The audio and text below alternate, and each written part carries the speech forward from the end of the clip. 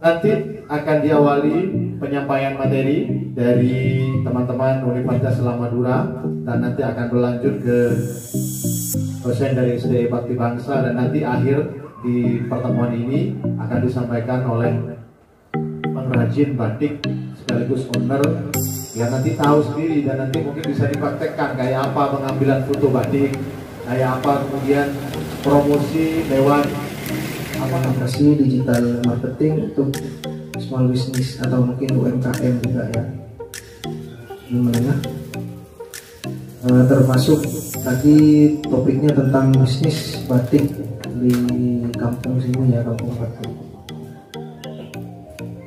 Kalau saya lebih fokus ke bagian digital marketingnya. Kalau untuk yang saya bisniskan terlebih dahulu, kalian itu sekarang punya Android ya? Punya semua? Alhamdulillah.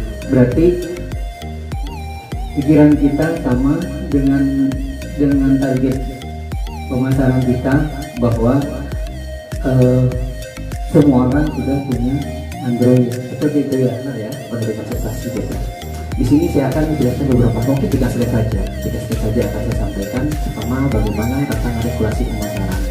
Di sini dalam pemasaran itu sudah di depan, mungkin bisa dipahami, dibaca, di foto nggak apa-apa. Dan sekarang kita musiknya di press turun naik ke atas bawah. Tujuan pemasaran adalah analisis perencanaan, satu indikator perencanaan.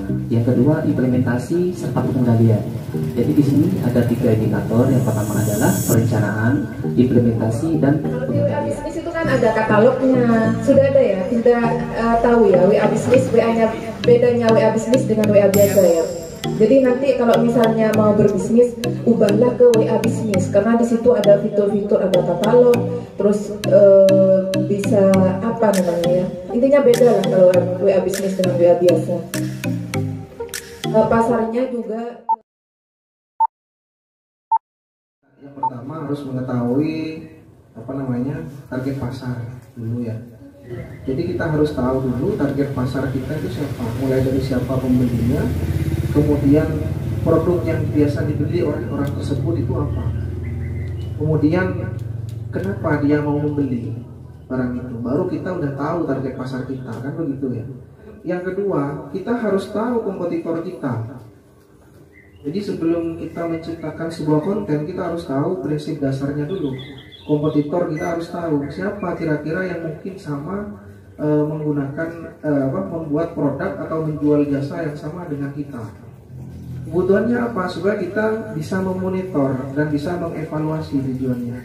Apakah layanan kita itu baik? Apakah produk kita itu lebih bagus kualitasnya, kan begitu. Kemudian sering-seringnya kalian ketika sudah jalan bisnisnya itu melakukan analisa produk. Apa kira-kira yang bisa dikembangkan? Minimal mengembangkan atau menjaga kualitas. Assalamualaikum warahmatullahi wabarakatuh. Pemasaran melalui media sosial itu sangat tren dan sangat dibutuhkan. Dengan begitu kan promosinya singkat. Oh begini, langsung di-share sedikit ya. Nah, jadi tren tersebut menyebabkan peluang untuk mengadopsi strategi pemasaran digital. Peluang sangat besar sekali. Pemasaran digital, strategi pemasaran untuk mempromosikan sebuah merek dengan menggunakan media digital, ya, media sosial, website, blog, tergantung kita bagaimana mengelolanya. Jadi peluang kita itu untuk pemasaran digital saat ini dan akan datang itu sangat mudah sekali. Penggunaan media sosial untuk menjual produk, barang, dan jasa. Menggunakan apa yang paling besar? Media sosial, yaitu Shopee. Siapa yang nggak kenal Shopee? Kenal ya? Kenal. Shopee kenal kalian?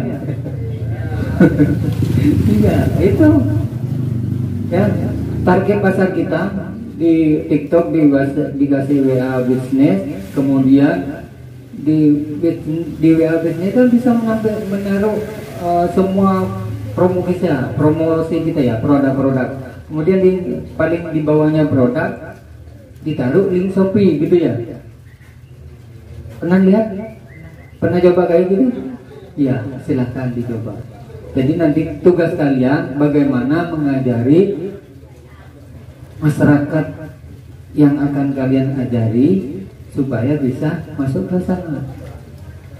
Jadi paling penting media sosial 84,75%.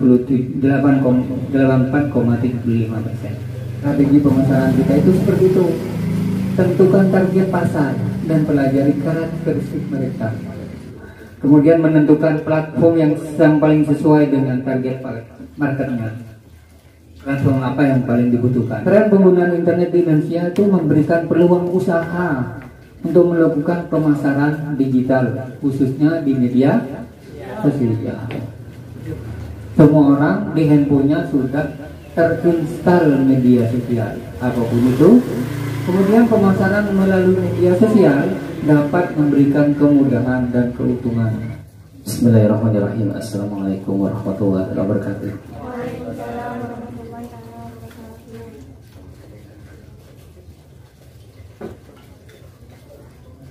Sudah banyak yang telah dikupas oleh kedua narasumber yang telah berlalu. Tentunya beliau telah menjelaskan dan memaparkan tentang e-commerce secara lengkap, detail, dan juga sangat melipir dan meledak rumah, gitu ya. Sehingga saya yakin di saat Anda diam itu bukan tandanya Anda bukan emas, tapi diam Anda adalah emas. Saya yakin walaupun Bapak Ketua tidak yakin Anda tidak paham, tapi saya yakin Anda paham karena diam Anda adalah emas, bukan yang lain, gitu. Amin. Itu saja akan saya sampaikan. Pertama, bagaimana tentang regulasi pemasaran. Di sini dalam pemasaran itu sudah terus di depan, mungkin bisa dipahami, dibaca, difoto nggak apa-apa, karena sekarang sudah musimnya jeprek-jeprek gitu ya, turun naik atas bawah. Jadi di sini ada 3 indikator. Yang pertama adalah perencanaan, implementasi, dan pengendalian. Jadi segala sesuatu butuh perencanaan, jelas. Kalau tadi dijelaskan oleh Bapak narasumber bahwasanya kita itu sebagai user, ya, egentropi dan entropi, kita memberikan nafas dan diberikan nafas, kita sebagai pedagang atau mungkin kita juga sebagai pembeli, yang mana juga dikupas bahwasanya selera beli, selera jual antar daerah, antara masyarakat madani yang dengan masyarakat pedesaan itu sangat beda. Itu berhubungan dengan home shopping goods. Kalau masyarakat pedesaan mungkin homogenitas, tapi kalau masyarakat perkotaan heterogenetas, kayak gitu kan ya, itu beda selera. Tapi bagaimana kita itu nanti bisa menyiasati strategi apa yang kita lakukan apabila kita berada dalam segmentasi targeting sama positioning yang berbeda. Apakah kita akan menjual di desa, apakah kita akan menjual di kota? Yang jelas targeting, positioning sama segmentasinya juga berbeda. Di saat kita menjual bakso harga 50.000 di kota, mungkin aku ya, karena pelanggannya berbeda sama di desa. Tapi kalau kita menjual bakso 50.000 di desa, bisa jadi nanti gulung ikan. Kenapa? Tidak yang laku, karena di desa seleranya adalah homogenitas, bukan heterogenetas. Nah ini regulasinya seperti itu. Nah pertama, yang kedua, di sini juga Anda juga barusan diinterogasi, apakah Anda mengenal TikTok? Mengenal. Apakah Anda kenal bagaimana menghasilkan uang? Jadi kadang kita tidak suka nonton TikTok, suruh tidur nonton YouTube. Bagaimana kita menjadi YouTuber? Kan repot lah. Untuk menjadi YouTuber harus bagaimana gini-gini. Ada memang kriteria yang memang harus dilakukan. Kalau saat ini saya menjadi seorang penonton YouTube, maka bagaimana nanti YouTube bisa membayar saya? Ini regulasinya begitu ya. Jadi kita tidak hanya dia mahasiswa itu, ingat loh, mahasiswa itu tidak hanya dia menunggu bola, dia mengejar bola. Apalagi seorang calon entrepreneur. Entrepreneur Anda tidak hanya diam mendapatkan uang dan uang. Ini sebagainya. Ini bagaimana mendapatkan uang sendiri secara mandiri. Yang itu ya. Itu yang pertama. Yang kedua, implementasi. Jadi diterapkan apa yang tadi dijelaskan oleh Bapak Ustadz itu. Jadi berarti kita mengimplementasikan, ditulis dulu, diimplementasikan, dicatat dulu. Terus yang ketiga adalah dikendalikan. Artinya apa? Apa yang kita lakukan, ingat, Ini semester 4 sudah belajar manajemen risiko.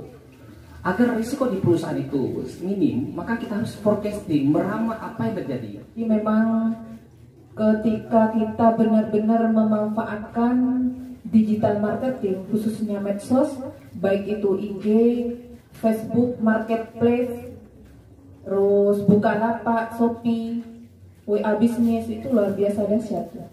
Benar ini, saya merasakan sendiri sebagai salah satu pelaku atau UMKM.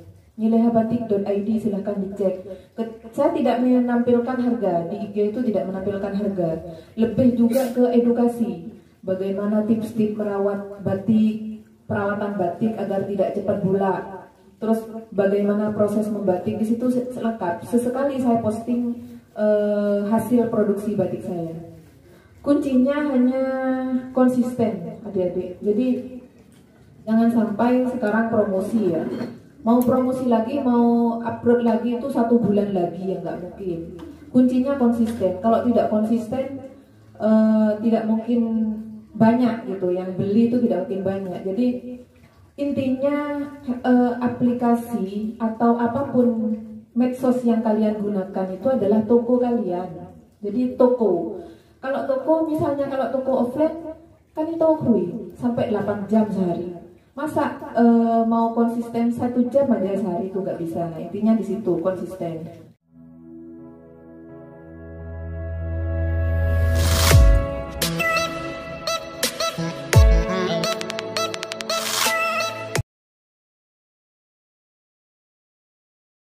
Alhamdulillah, setelah saya mengikuti pelatihan digital marketing dan pelatihan manajemen bisnis dari STI Bakti Bangsa, saya bisa mengetahui bagaimana penggunaan sosial media untuk promosi dan jualan.